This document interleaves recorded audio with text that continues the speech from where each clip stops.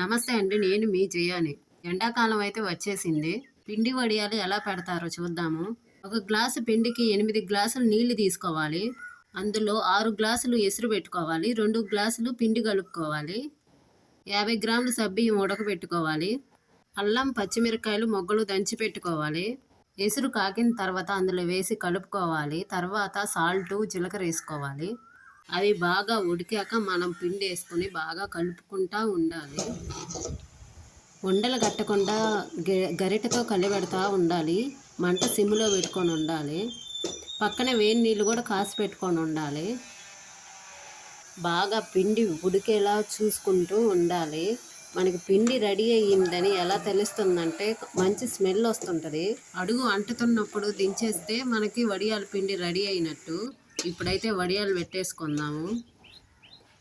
మీరు పెట్టేటప్పుడు చిన్నగా పెట్టండి, అవి వెడల్పుగా వచ్చేస్తాయి ఎండే కొద్దీ. పెట్టేటప్పుడు వేడి నీళ్ళు కూడా పక్కన పెట్టుకోండి. పిండి చిక్కబడే కొద్దీ మనం కొంచెం వేడి నీళ్ళు కలుపుకుంటూ ఉంటే బాగుంటుంది. పిండి చిక్కబడకుండా ఉంటుంది. మనకి ఇంకా కలర్స్ వడియాలు కావాలనుకుంటుంటే ఎసురు కాగేటప్పుడు కలర్ కొంచెం వేస్తే సరిపోతుంది.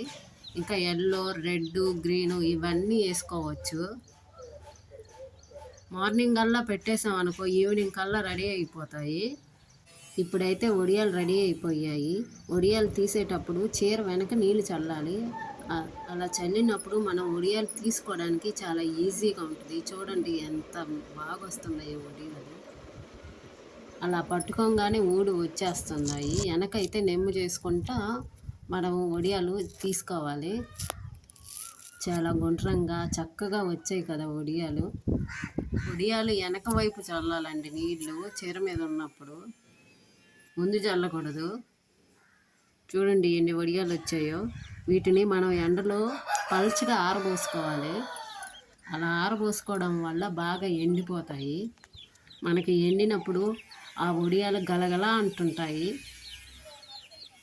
ఒకదానికొకటి అతుక్కోకుండా విడివిడిగా పల్చగా ఎండలో ఆరబోసుకుంటూ ఉండాలి. ఇవి 1 సంవత్సరం పాటు నిల్వ ఉంటాయి.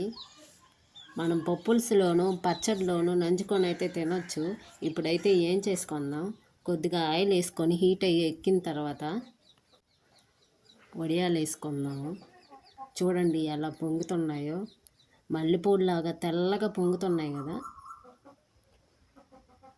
అన్నీ ఒకసారి వేసుకోకుండా కొద్దిగా వేసుకొని వడియాలు వేయించుకుంటూ ఉండాలి. ఇలా అయితే తీసుకోవడానికి మనకి ఈజీగా ఉంటుంది. మా వడియాలు అయితే చాలా చక్కగా పొంగాయండి. ఇలా పిండితోనే కాకుండా మనం రవ్వతో కూడా వడియాలు చేసుకోవచ్చు. వీటిని పిల్లలు ఎంతో ఇష్టంగా కూడా తింటూ ఉంటారు. ఎండాకాలం వచ్చిందంటే మా పల్లెటూరులో ఎక్కువగా పెడుతుంటారు ఈ వడియాలు. గ్లాస్ పిండికి 6 గ్లాసులు ఎసురు, 2 గ్లాసులేమో పిండిలో కలుపుకోవాలి. ఇది గ్లాస్ పిండికి కొలతలు. ఛానల్ నచ్చితే లైక్ చేయండి, షేర్ చేయండి, సబ్స్క్రైబ్ చేయండి.